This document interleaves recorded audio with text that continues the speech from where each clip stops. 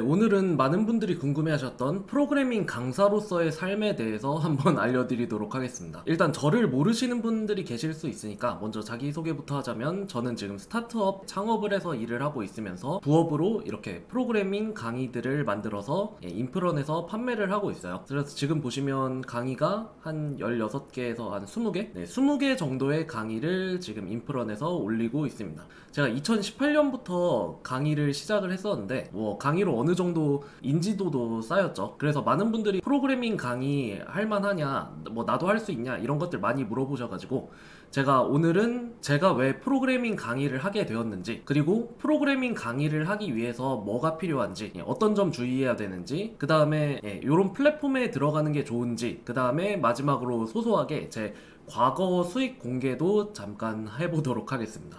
수익 공개를 가장 궁금해 하실 것 같긴 한데, 일단 제가 프로그래밍 강의를 시작했던 이유는 사실 프로그래밍 강의로 원래는 소소하게 부업 정도로 수익을 벌기 위함이었어요. 저는 예전부터 그냥 스타트업 창업을 해서 스타트업으로 성공하는 게 목표였긴 한데, 사실 그게 힘들잖아요. 스타트업으로 성공하는 게 진짜 확률적으로만 따져도 한 1%가 안 되거든요.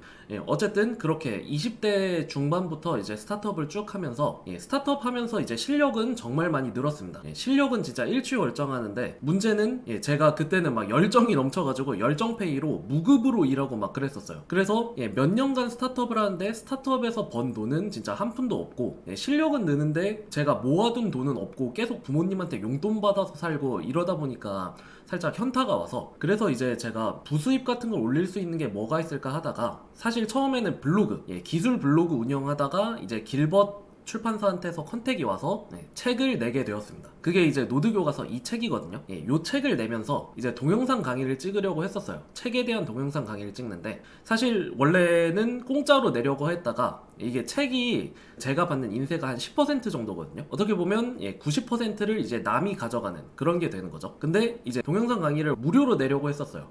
무료로 내려고 했다가 이 인프런이라는 사이트가 2018년 그때 이제 처음 탄생했었는데, 옛날엔 이 인프런이 이렇게 잘 갖춰지지 않고 워드프레스로 만들어진 조금 조잡한 그런 서비스였었습니다. 그런 워드프레스 인프런 시절 때 강의를 내면 수수료를 30%만 떼겠다는 거예요. 저는 그래서 책을 처음 출간했을 때는 90%를 내던 입장에서 30%만 떼어가고 제가 70%를 받을 수 있다고 하니까 솔깃해져가지고 바로 노드교과서 책에 대한 동영상 강의를 인프런 사이트에 유료로 올리게 되었습니다. 그래서 처음에는 스타트업 열정페이 하다가 뭔가 소득이 필요해서 이렇게 강의를 올리게 되었었는데, 반대로 요즘에는 이제 강의에서 나오는 수익들이 이제 좀 짭짤해져가지고 그걸 바탕으로 안정적으로 스타트업을 하고 있습니다. 가끔씩은 스타트업에서 버는 돈보다 강의로 버는 돈이 몇 배는 더 많아가지고 제가 이게 스타트업 하는 사람인지 강의하는 사람인지 정체성에 혼란이 올 때가 있긴 한데, 어쨌든 지금 스타트업에서 배운 지식으로 강의를 찍어내고 있고, 강의의 수익을 버팀목 삼아서 다시 스타트업에 도전하는 그런 선순환, 그런 거를 이제 하고 있어요. 어쨌든 제가 강의를 시작하게 된 계기는 이거고,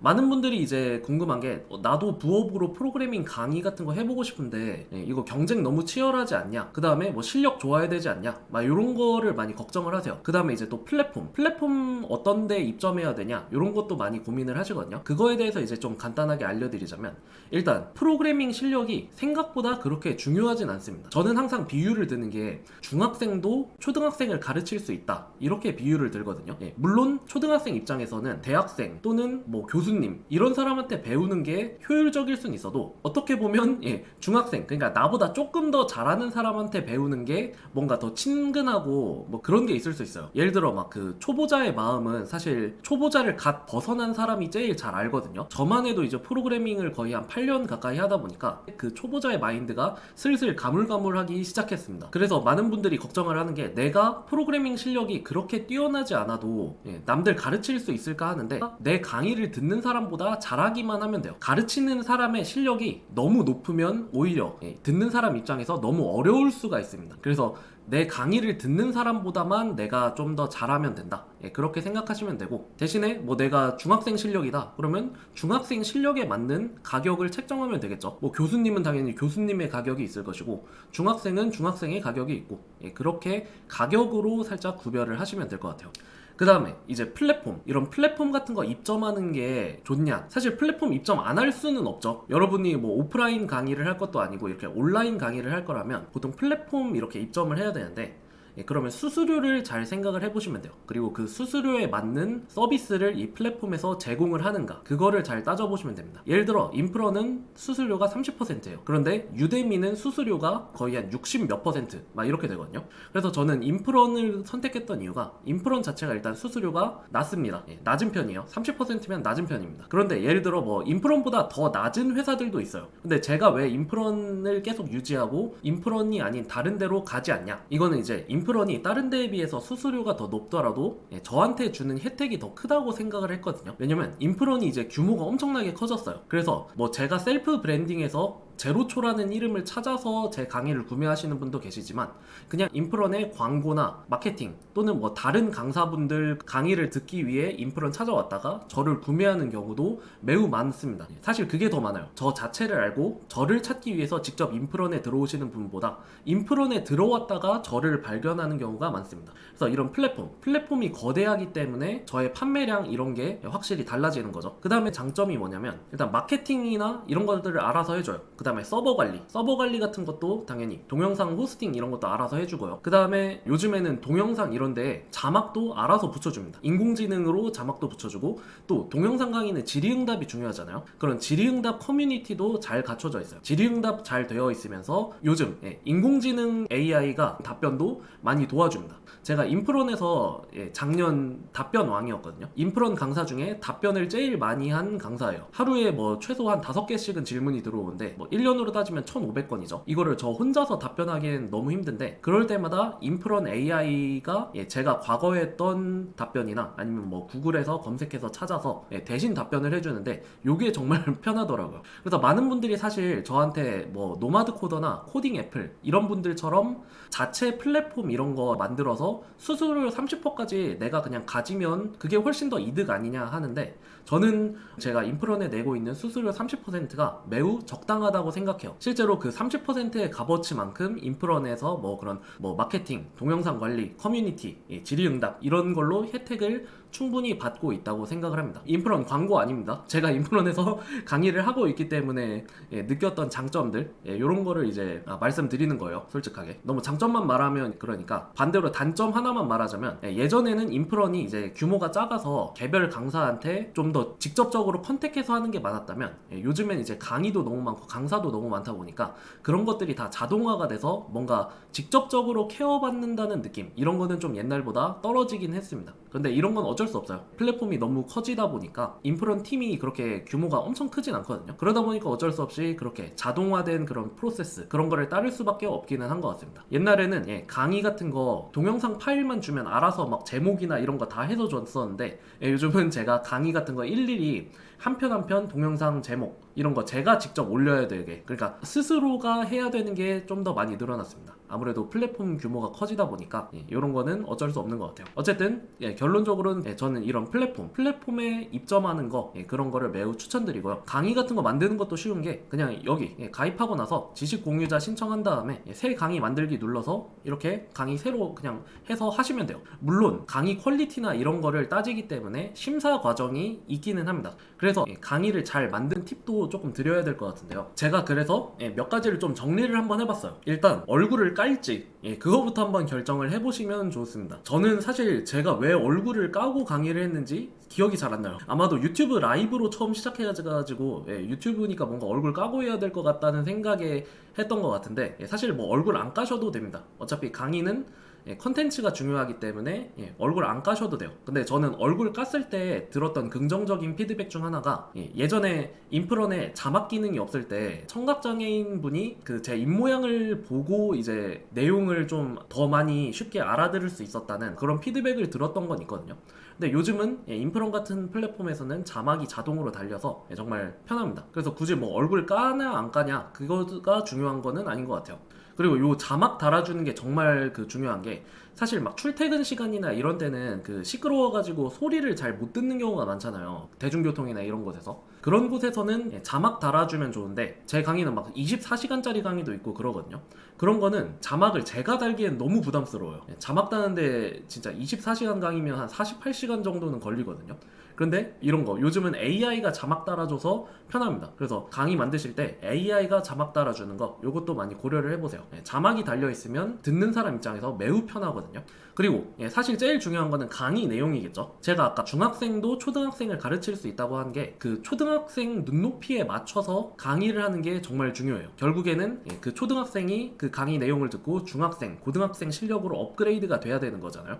그래서 그 강의 내용을 어떻게 구성하느냐가 제일 중요한데 사실 요거는 프로그래밍 실력과 완전 별개의 능력입니다. 남한테 내용을 잘 가르친다는 거는 완전 저는 별개의 능력이라고 생각해요. 이건 선생님의 능력이죠. 그래서 그 선생님의 능력이 있기 때문에 프로그래밍을 잘한다고 해서 강의도 잘한다. 요거는 아닙니다. 요게 참 어려워요. 프로그래밍을 잘하더라도 강의는 또 못할 수도 있죠. 예를 들어 대학교만 생각해봐도 교수님들 실력은 엄청나지만 진짜 노잼 강의인 경우 엄청 많잖아요. 그래서 요거 잘 가르치는 거는 조금 재능의 영역이에요. 그 사람의 눈높이에 맞게 가르치는 거, 그거는 좀 재능의 영역입니다.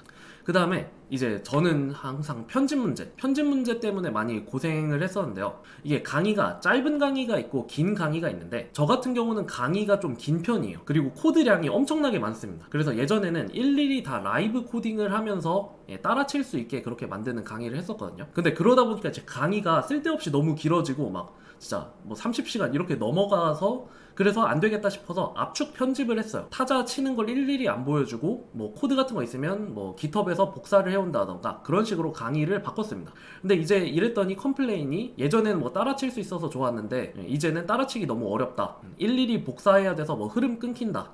요런 게 있어요. 그래서 요런 거 이제 편집 문제는 사실 여러분들이 강의하면서 직접 한번 고민을 해보셔야 됩니다. 그래서 일단 촬영을 하고 나서 나중에 한 번씩 처음부터 끝까지 수강생의 입장에서 한번 쫙 봐보면서 내 강의가 들을만한가 그런 것들 한번 고려를 해보시면 좋아요. 동영상만으로는 좀 어렵다 싶으면 뭐 강의 교환이나 이런 것들 저는 그래서 강의 수강생끼리의 커뮤니티나 강의 교환 그리고 수강생들의 강의 노트 이런 거를 부가적으로 따로 제공을 하거든요. 그래서 그런 식으로 이제 수강생들이 알아듣기 쉽게 그렇게 편집을 잘 하는 게 좋은데 편집은 그 강의의 스타일과도 좀 직결되는 문제라서 자기 강의만의 개성을 갖추기 위해서는 굳이 남 거를 따라하지 않는 것도 괜찮은 것 같아요. 저의 초창기 강의의 특징은 완전 라이브 코딩이었거든요. 진짜 유튜브 라이브에서 라이브로 코딩을 하면서 즉흥적으로 강의를 했어요. 그래서 그게 이제 제 강의의 특징이 되었는데 그렇게 하니까 장점은 좀 포맷이 독특하죠. 라이브다 보니까 생동감도 있고 제가 그때 즉흥적으로 발생한 에러 막 이런 거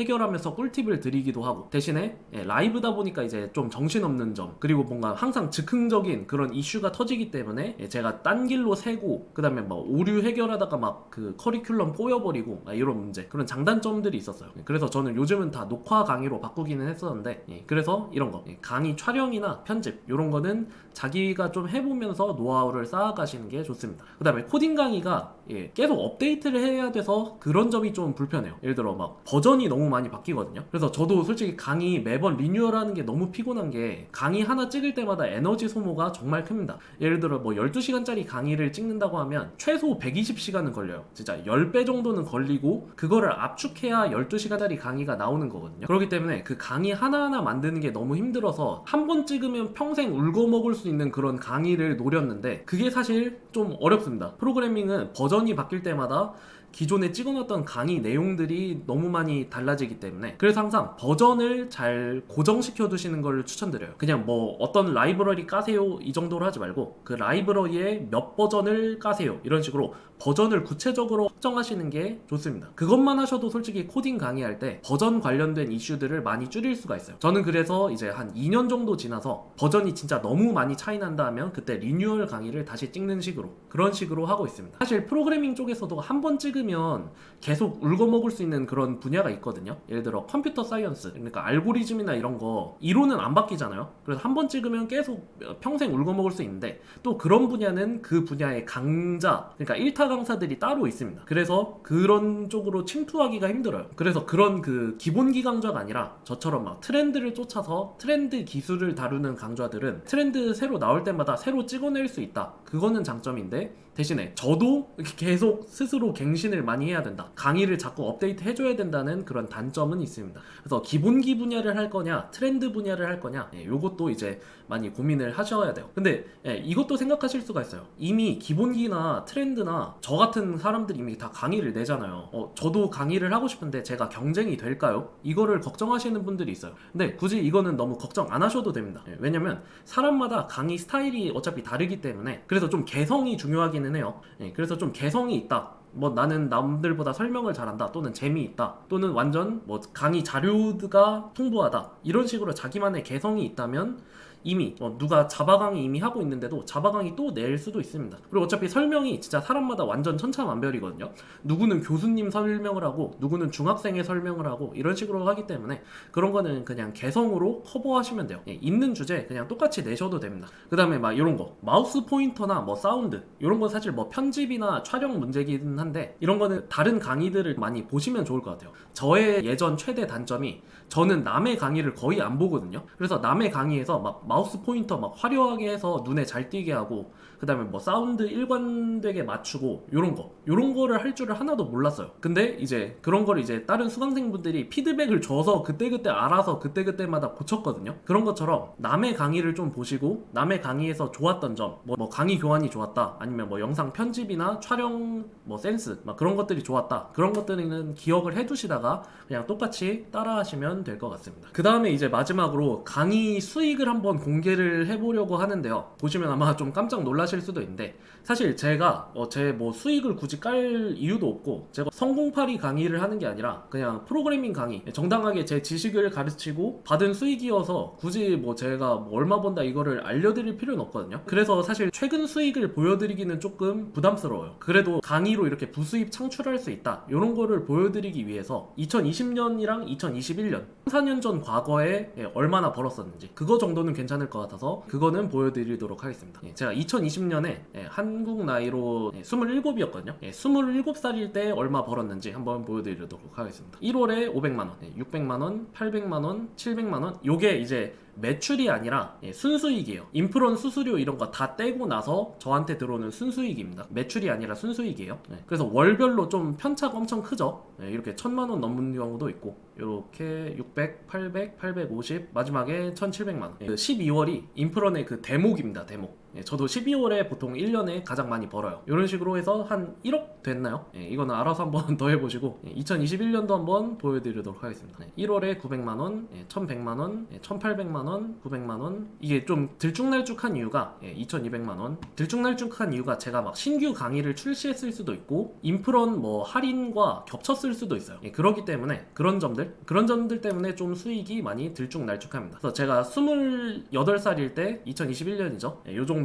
이렇게 벌었습니다. 저는 뭐 강의만 하는 게 아니라 책도 있고 뭐 유튜브도 있고 블로그도 있고 뭐 스타트업 하던 스타트업 수익도 있었으니까 뭐 여기서 더 많이 벌었겠죠. 그래서 2022년 수익은 제가 내년에 3년 지났으니까 내년에 다시 공개를 하도록 하겠습니다. 이렇게 강의 같은 거 잘 만들어 두시면 이렇게 좀 부수입이 엄청난 그런 파이프라인을 만드실 수는 있어요. 그런데 문제는 솔직히 저도 몇 년 해서 요 정도 된 거거든요. 단기간에 요 정도 하기는 좀 쉽지는 않을 수는 있습니다. 그리고 프로그래밍 잘하는 거랑 프로그래밍 강의를 잘하는 거, 그거는 좀 다른 영역이라는 거, 그것도 알아두셔야 되고요. 근데 한 번씩 도전해보실만 해요. 도전해보실만 합니다. 그 다음에 최근에는 그러면 많이 벌고 있냐 못 벌고 있냐, 요것만 그냥 간단하게 알려드리자면, 힌트식으로 조금 알려드리자면, 예를 들어 제가 이 강의를 지난달에 냈거든요. 그래서 한 달 반 정도 됐는데 1400명이죠 1400명인데 얘가 7만원짜리 강의예요. 그럼 대충 곱해보시면 한 달 반 만에 얼마 벌었는지를 아시겠죠. 그래서 강의가 잘 되면 생각보다 꽤 짭짤합니다. 그 다음에 이제 누군지 짐작은 하실 것 같은데, 이 프로그래밍 쪽에 1타 강사가 있어요. 그 1타 강사분은 제가 그냥 강의 판매량만 간단하게 곱해서 계산을 했을 때 한 1년에 한 3, 40억 정도 매출이 나오시더라고요. 그래서 프로그래밍 쪽도 역시 1타 강사는 꽤 잘 번다, 이렇게 알려드립니다. 그 다음에 혹시 뭐 프로그래밍 강의하거나 이런 거에 궁금한 점 있으시면 유튜브 댓글로 남겨주시면 제가 뭐 공개할 수 있는 선에서는 공개해드리고, 그 다음에 뭐 인프론 이거 강의 올리는 거 뭐 궁금한 거 있으시면 그거에 대해서도 많이 편하게 댓글 남겨주세요. 그리고 제 새로 나온 넥스트 리액트 쿼리 강의 많은 관심 부탁드리면서 다음에 또 다른 영상으로 돌아오도록 하겠습니다. 구독과 좋아요 한 번씩 눌러주시고요.